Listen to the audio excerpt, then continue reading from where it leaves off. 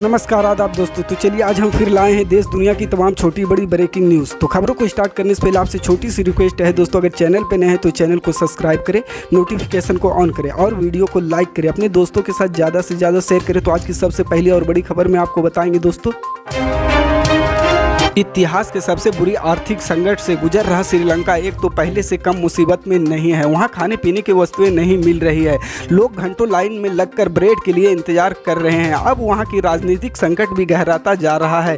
इन सब परिस्थितियों में श्रीलंका में प्रधानमंत्री महिंद्रा राजपक्षे की सरकार अल्पमत में आ गई है। रिपोर्ट के मुताबिक महिंद्रा राजपक्षे पार्टी की महत्वपूर्ण सहयोगी और उनके खुद की पार्टी के कम से कम 12 नाराज सांसदों ने संसद में स्वतंत्र बैठने का निर्णय लिया है। अब इस राजनीतिक उठापटक का यह मतलब हुआ कि राष्ट्रपति गोटाबा राजपक्षे किसी अन्य पार्टी को बहुमत साबित करने के लिए कहेंगे। श्रीलंका की संसद में 225 सदस्य है, बहुमत साबित करने के लिए 213 सदस्यों की जरूरत पड़ती है।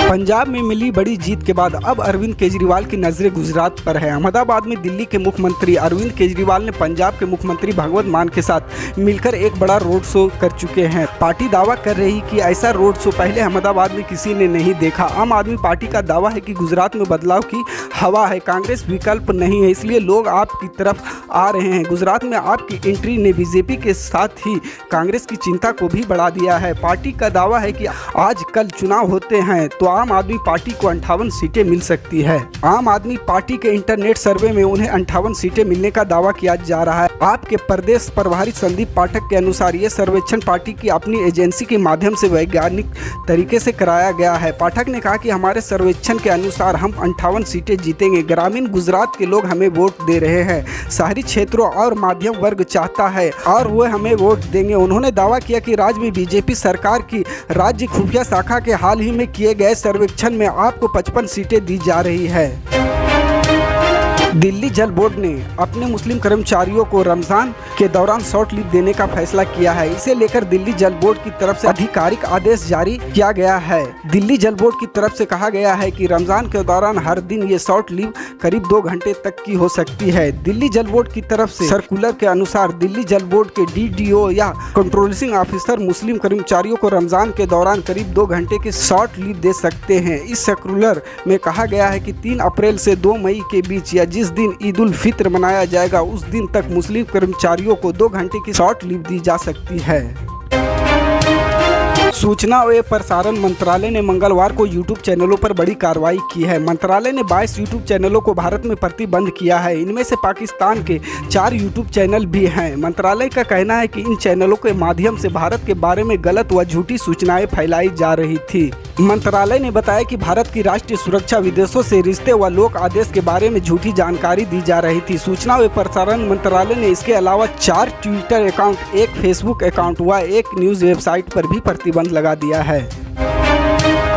सियासत में ना तो अस्थायी कोई दोस्त होता है और ना ही दुश्मन। राजनीतिक परिस्थितियों के हिसाब से दोस्ती और दुश्मनी बदलती रहती है। 2014 और 2019 का लोकसभा चुनाव बीजेपी के साथ मिलकर लड़ने और खुद को पीएम मोदी का हनुमान बताने वाले एलजेपी प्रमुख चिराग पासवान की बीजेपी के साथ दूरियां बढ़ती जा रही है। वहीं आरजेडी के नेता तेजस्वी यादव से उनकी नजदीकियां बढ़ रही है। बिहार की सियासत में सहमत तक का खेल जारी है। एलजेपी प्रमुख चिराग पासवान की एक तरफ से बीजेपी से दूरियां बढ़ती जा रही है तो दूसरी तरफ आरजेडी नेता तेजस्वी यादव के साथ उनकी सियासी केमिस्ट्री बनती नजर आ रही है। चिराग के हर कदम पर तेजस्वी यादव साथ खड़े नजर आ रहे हैं। चाहे एलजेपी में टूट का वक्त रहा हो या फिर रामविलास पासवान के 12 जनपद स्थित बंगले को खाली कराने का मुद्दा, इस तरह से बिहार में चिराग तेजस्वी के बीच नए सियासी समीकरण बनने के संकेत मिल रहे हैं।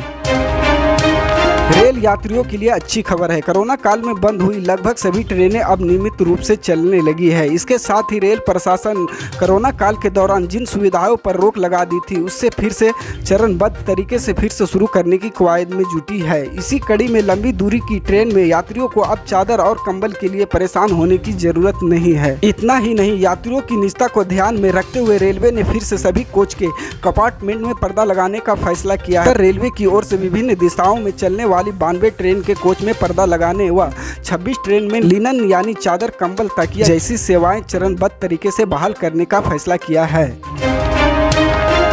तमिलनाडु में कांग्रेस के एक प्रवक्ता को राहुल गांधी और प्रियंका गांधी वाड्रा की आलोचना करना भारी पड़ गई। अमेरिकी वी नारायण सुझाव देते हुए कहा था कि कांग्रेस को बचाने के लिए राहुल गांधी और प्रियंका गांधी वाड्रा को अलग हट जाना चाहिए। इसके अलावा उन्होंने कहा कि ममता बनर्जी, जगनमोहन रेड्डी और चंद्रशेखर राव जैसी पार्टी के पुराने नेताओं को वापस लौटना चाहिए और कांग्रेस में लोगों का विश्वास बहाल करना चाहिए। एनडीटीवी से बात करते हुए वी नारायण ने कहा कि देश की जनता में विश्वास बहाली के लिए पूर्व कांग्रेस नेताओं को लाओ जिनका ट्रैक रिकॉर्ड बेहतर है। इनमें ममता बनर्जी, जगनमोहन रेड्डी, शरद पवार व चंद्रशेखर राव जैसे नेता शामिल है।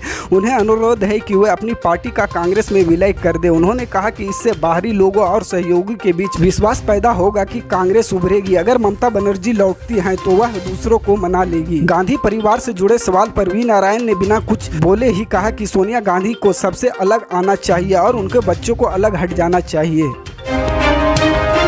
5 अप्रैल यूक्रेन पर रूस हमले के 41वें दिन पूरे यूक्रेन पर एक साथ आक्रमण का खतरा मंडरा रहा है। यूक्रेन के ज्यादातर शहरों में हवाई हमले की चेतावनी जारी की गई है। यूक्रेनी शहर बुचा में 400 से ज्यादा शव मिले हैं, जिसके बाद यूक्रेन के राष्ट्रपति वोलोदिमीर ज़ेलेंस्की ने बुचा का दौरा किया है। रूस और यूक्रेन के बीच युद्ध के 41वें दिन लंबा खिंच जाने के बाद भी दोनों देश पीछे हटने को तैयार नहीं है। यूक्रेनी शहर बुचा में सामूहिक नरसंहार की तस्वीरें सामने आई है। बुचा में सड़कों पर जगह जगह लोगों की शव की तस्वीरें तेजी से वायरल हुई है, जिसमें कुछ के हाथों बंधे हैं तो किसी के शरीर पर नजदीक से गोलियां लगने और उत्पीड़न के निशान हैं। अब तक 400 से ज्यादा शव मिल चुके हैं और अभी सब ढूंढे जा रहे हैं। इसके बाद रूसी सैनिकों पर युद्ध अपराध के आरोप लगा रहे हैं। यूक्रेन के राष्ट्रपति वोलोदिमीर ज़ेलेंस्की ने बुचा का दौरा किया। उन्होंने बुचा की हालात देखकर रूसी सैनिकों को हत्यारा हुआ बलात्कारी कहा है। स्थानीय निवासियों से बातचीत के बाद उन्होंने आरोप लगाया कि रूस ने यूक्रेन में युद्ध अपराध और नरसंहार किया। इस बीच यूक्रेन पर एक बार फिर रूस की ओर से हवाई हमले का खतरा मंडरा रहा है।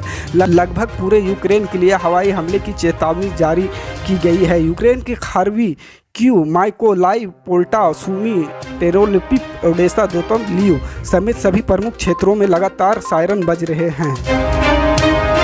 इसी तरह की पल पल की अपडेट जानने के लिए जुड़े रहे हमारे स्टार न्यूज के साथ। मिलते हैं अगली बड़ी खबर में, तब तक के लिए जय हिंद।